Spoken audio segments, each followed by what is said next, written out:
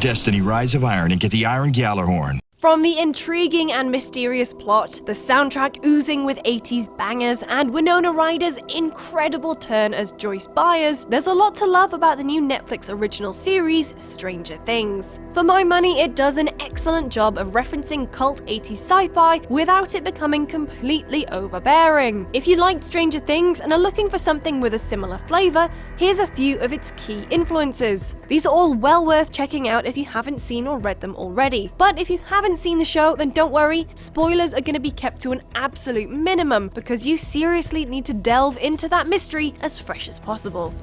Let's kick off with a fairly obvious one, as the show is basically a giant homage to Stephen King's work, even down to the logo. So naturally, Steve is absolutely loving it.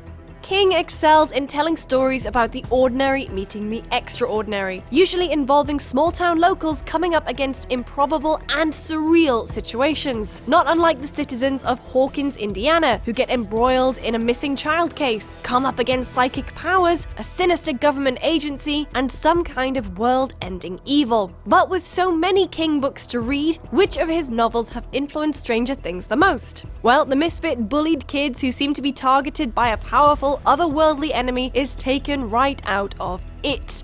Yes, this is the one with the terrifying clown monster, but it's also a story about friendship and adorable kids working together to take on the ultimate evil. Stranger Things really kicks off when some dark entity escapes from the Hawkins National Laboratory and out into the town. This motif has been explored in multiple King novels, such as The Stand, which in my opinion is his magnum opus. It's where the US Army scientists create a weaponized strain of flu, only to be completely unprepared for when it inevitably escapes, destroying something like 99% of the world's population. The character of Elle in the show is a direct parallel to Charlie McGee from the novel Firestarter. Both are young girls with unnatural psychic powers. But where Elle lived a life of captivity and was experimented upon at the Hawkins National Lab, Charlie's powers were a result of government experimentation on her parents. Her family ends up on the run from a government agency known as the Shop, who are determined to track Charlie down to use her powers as a weapon, just like Elle.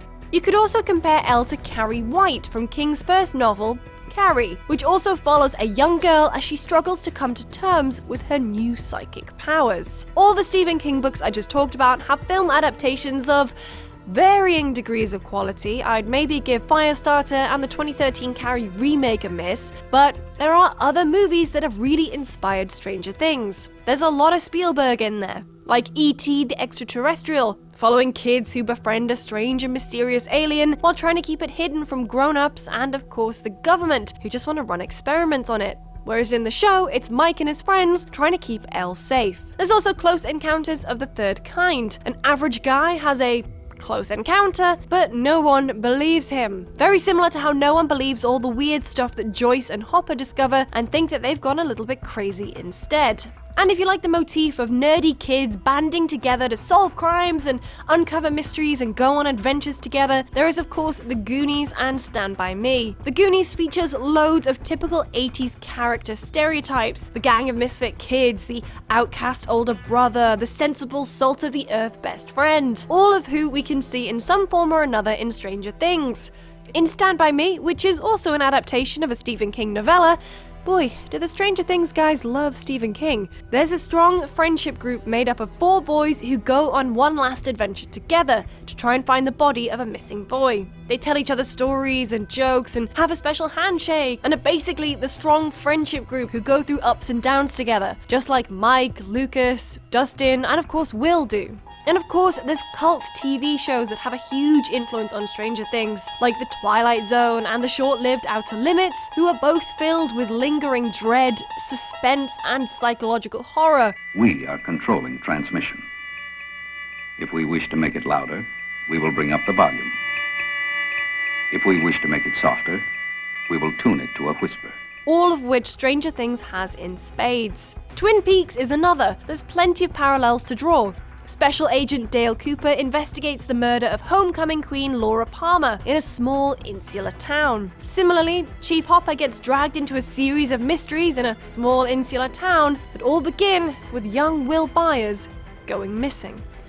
So there's a few cult inspirations for Stranger Things. I'm sure to have missed some. I mean, there was loads to choose from, so let me know your favorites in the comments below. For more on Stranger Things, make sure you like the video and subscribe to youtube.com/GameSpot, and we will see you next time.